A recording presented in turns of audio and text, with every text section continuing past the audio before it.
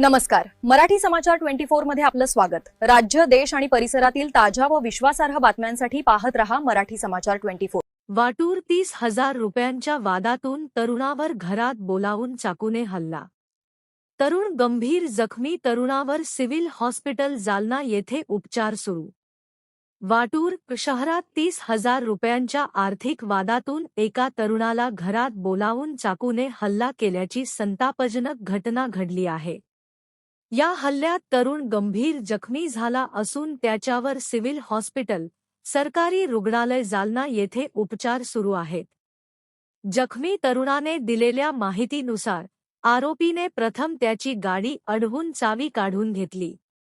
संध्याकाळी 8 वाजता पैसे देतो तेव्हा गाडी देतो असे सांगून त्याला घरी बोलावून घेतले.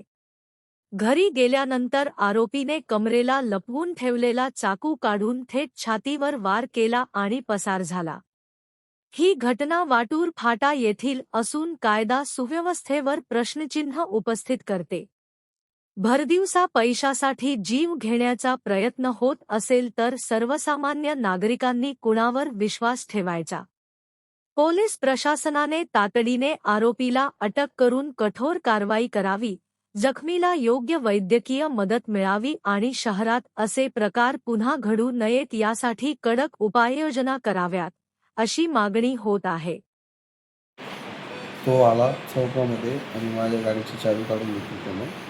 माझी गाडी येते, मला गाडी देत नाही, पैसे आणून दे. मी त्याला बोललो, मी तुला संध्याकाळी 8 वाजता पैसे देऊन टाकतो. सर संध्याकाळी 8 वाजता पैसे देऊन टाकतो, तुम्हाला माझी गाडी देऊन टाकतो. त्यांनी माझी गाडी त्याच्या घराकडे घेऊन गेला.